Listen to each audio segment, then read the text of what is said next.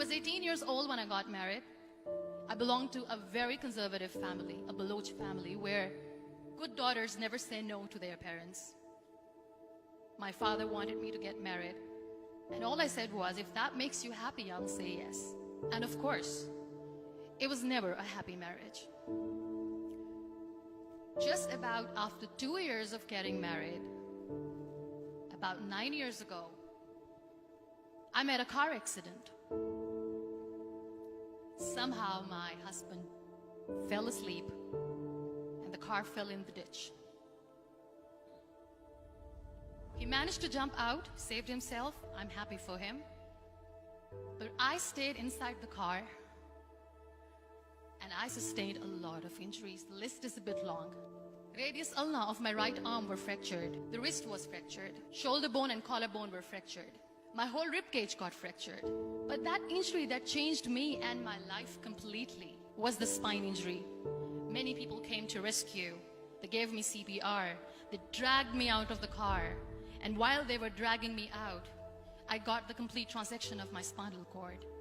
Those 2.5 months in the hospital were dreadful. I was at the verge of despair.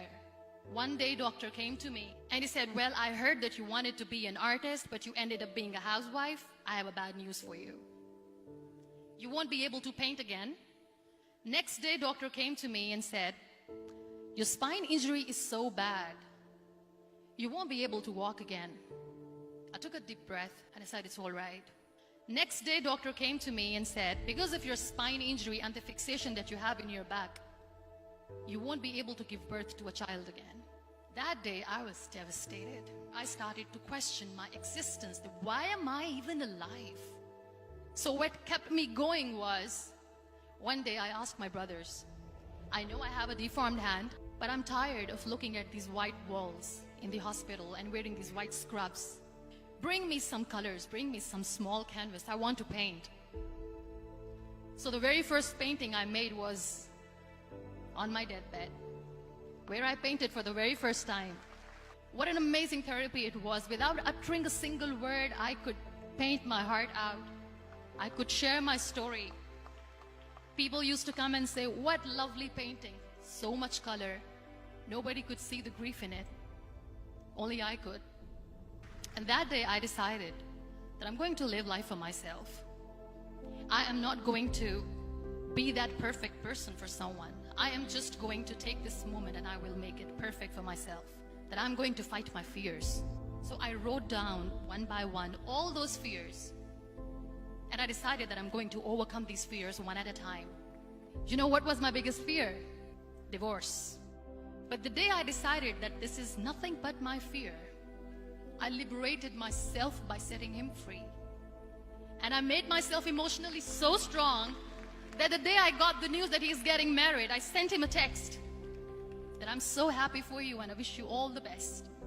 And he knows that I pray for him today. Number 2 was, I won't be able to be a mother again. And that was quite devastating for me. But then I realized there are so many children in the world, all they want is acceptance. So there is no point of crying, just go and adopt one. And that's what I did.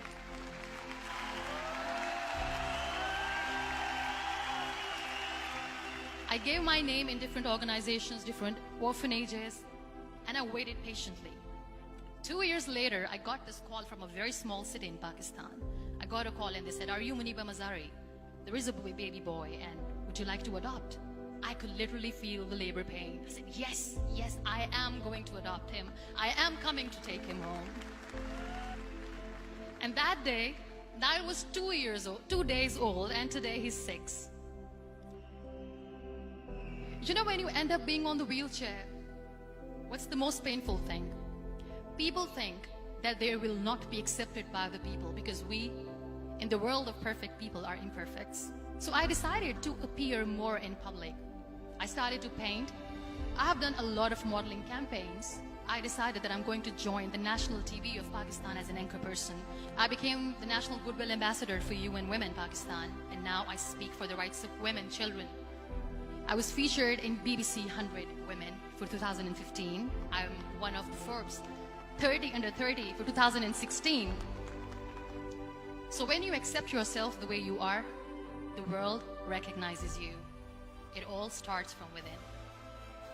We have this amazing fantasy about life. This is how things should work. This is my plan. It should go as per my plan. If that doesn't happen, we give up. I never wanted to be on the wheelchair. Never thought of being on the wheelchair. This life is a test and a trial, and tests are never supposed to be easy. So when you're expecting ease from life, and life gives you lemons, then you make the lemonade, and then do not blame life for that. It is okay to be scared. It is okay to cry. Everything is okay, but giving up should not be an option. They always say that failure is not an option. Failure should be an option, because when you fail, you get up, and then you fail, and then you get up, and that keeps you going. Embrace each and every breath that you are taking. Celebrate your life. Live it. Don't die before your death. Real happiness lies in gratitude. So be grateful, be alive, and live every moment.